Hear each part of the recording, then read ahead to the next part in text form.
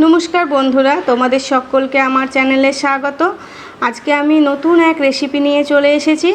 সেটা হচ্ছে নিরামিষ দই সোয়াবিনের তরকারি। আসো দেখে নেওয়া যাক কীভাবে বানাবো এই নিরামিষ দই সোয়াবিনের তরকারি। নিরামিষ সোয়াবিনের তরকারি বানানোর জন্য নিয়ে নিয়েছি সোয়াবিন, কর্নফ্লাওয়ার, পোস্ত বাটা, মগজ বাটা, কাজু বাটা, জিরের গুঁড়ো, আদা বাটা, কাঁচা লঙ্কা বাটা, গোলমরিচের গুঁড়ো, গুঁড়ো গরম মশলা, লবণ, টক দই।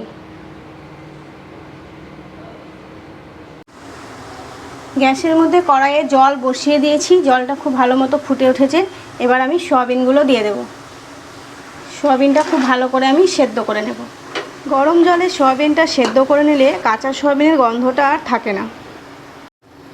সোয়াবিনটা খুব ভালো মতো সেদ্ধ হয়ে গেছে, একদম ফুলে মোটা হয়ে গেছে। এবার আমি তুলে নেব। জলটা এইভাবে ঝরিয়ে নেব।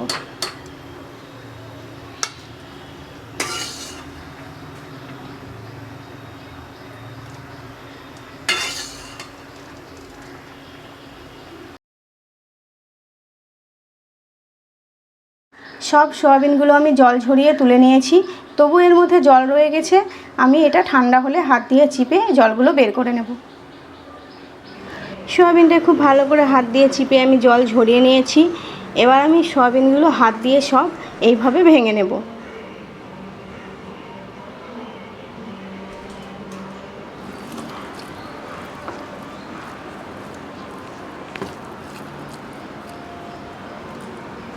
সমস্ত সোয়াবিনটা আমার ভেঙে নেওয়া হয়ে গেছে। এর মধ্যে আমি দিয়ে দেব কর্নফ্লাওয়ার,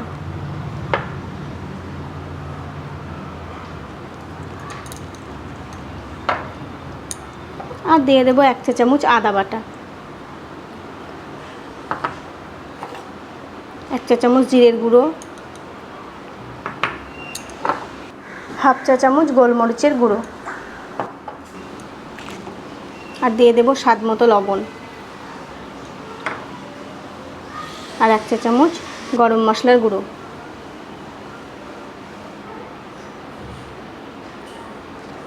এবার আমি এটা ভালো করে হাত দিয়ে মেখে নেব।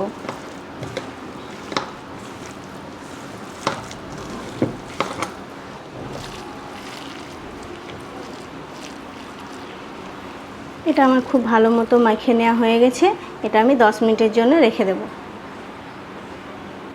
গ্যাসের মধ্যে কড়াই বসিয়ে দিয়েছি। কড়াইয়ের মধ্যে দিয়ে দিলাম সাদা তেল।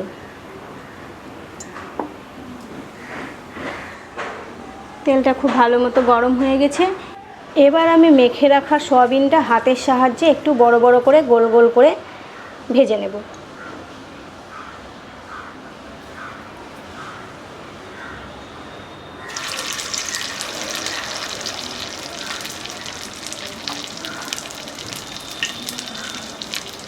এইভাবে আমি গোল গোল করে সব সয়াবিনটা তেলের মধ্যে দিয়ে দেব।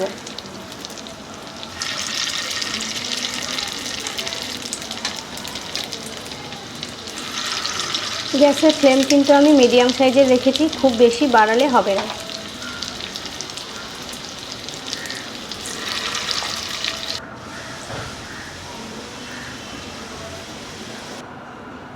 এবার আমি এগুলো এপিট এপিট করে ভালো করে ভেজে নেব।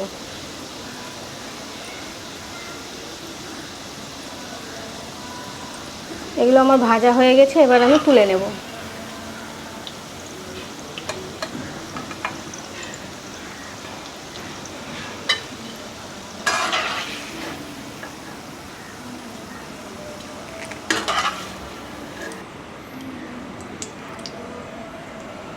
সমস্ত সয়াবিনের বড়াগুলো আমার তোলা হয়ে গেছে। ওই তেলে আমি দিয়ে দেব একটা তেজপাতা, একটা শুকনো লঙ্কা, আর দিয়ে দেব গোটা জিরে। এটা খুব ভালো করে আমি তেলে ভেজে নেব। এবার আমি এর মধ্যে দিয়ে দেব বেটে রাখা কাঁচা লঙ্কা,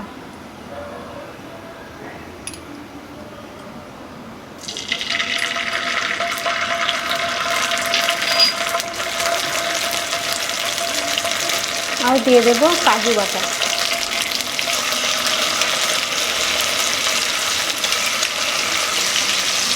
আর দিয়ে দেবো মগজ বাটা।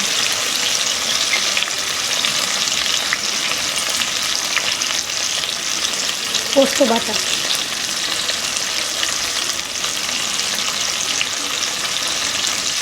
এখানে আমি সব 1 চামচ করে নিয়েছি। আর দিয়ে দেবো স্বাদ মতো লবণ। এটা আমি খুব ভালো করে নেড়ে নেব।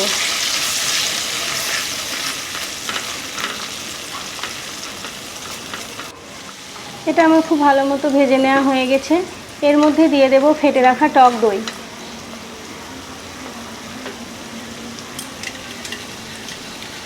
টক দইটা আমি এইভাবে ফেটে নিয়েছি।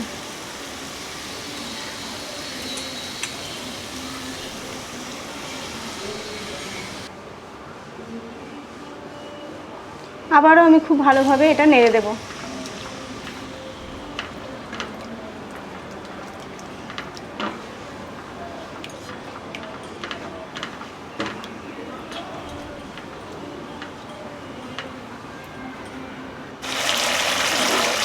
খুব ভালো মতো ফুটে উঠেছে।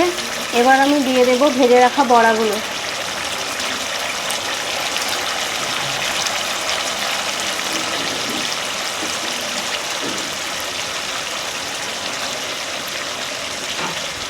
এইভাবে কিন্তু নিরামিষ সয়াবিনের তরকারি রান্না করলে খেতে খুবই ভালো লাগে, আর বাচ্চারাও খুব পছন্দ করে।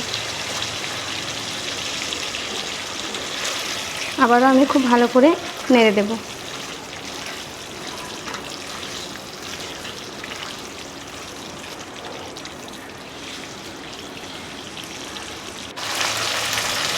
এটা কিন্তু খুব ভালো মতো ফুটে উঠেছে। আমার রান্না হয়ে গেছে। এবার আমি নামিয়ে নেব।